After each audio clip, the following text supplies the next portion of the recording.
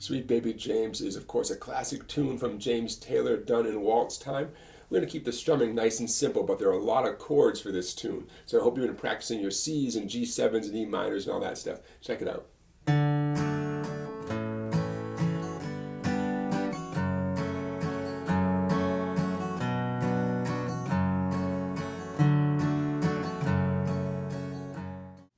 So here's what you need to get started on Sweet Baby James. Capo, behind the second fret, so you're in the same key as James Taylor, and a lot of chords in alphabetical order. An A minor chord.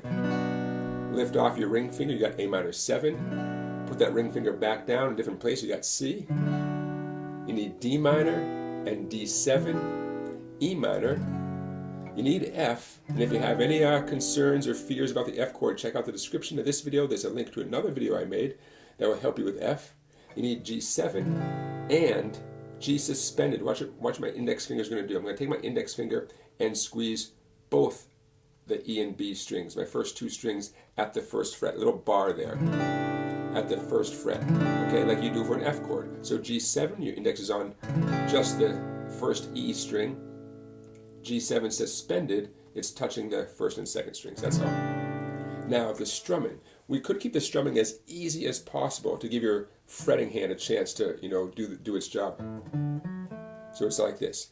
There is a young cowboy who lives on the range. Horse in his saddle, a lonely companion. Okay, basically every time you see a chord name on the screen, just give it one gentle down strum. And believe me, you'll have enough of a challenge changing chords and singing the song and all that. But if you want to get a little fancier, I'll illustrate the strum pattern on a C chord, just like this. I'm going to hit the root note, in this case it's the 5th string, and 2 downstrokes.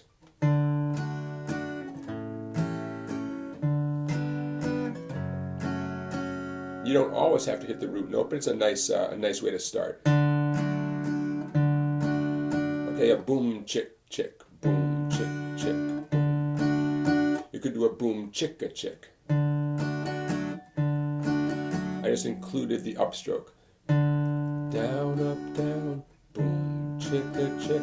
Lots of possibilities, but I encourage you to keep it simple with your picking hand so that your fretting hand has a chance to change around, okay? Lots of chord changes. You don't stick on any one chord for very long in this tune. Okay, so you ready to get started? We have a verse. We have what I'm going to call a pre-chorus, and of course we have the chorus. I'm going to break it down step by step so you can begin to see some of the patterns with all the chord changes in this tune. Here it comes. So let's begin the verse. You're going to notice there's a lot of chords. I'm going to pause partway through because I want you to recognize when chord sequences begin to repeat. That's going to be helpful.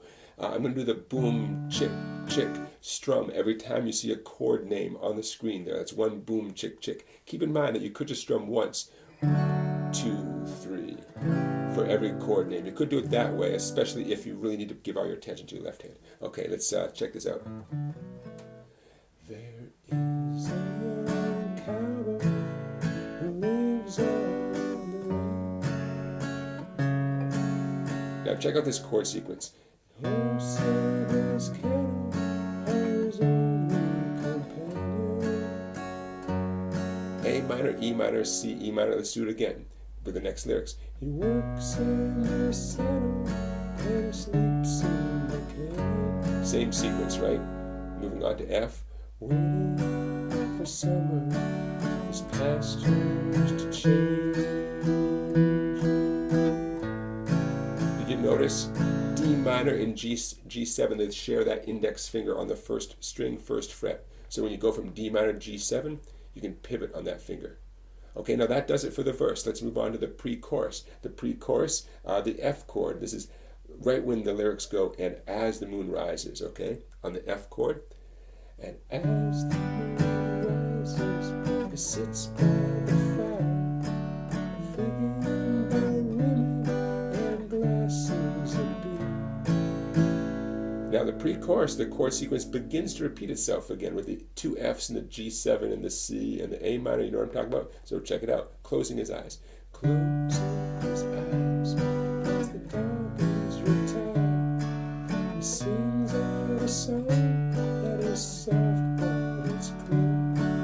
Now as the pre-chorus wraps up, check out this chord sequence because you're going to see it again at the towards the end of the chorus itself. A minor 7. As if maybe someone right here.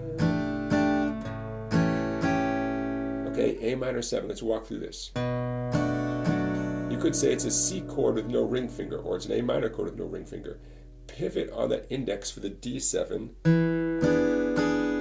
For G7 suspended, remember this one? The bar, the 2 treble strings, first fret, reach across for the rest of the G7. And then just regular G7. Subtle difference, right? Depending how you strum, you can make it more obvious.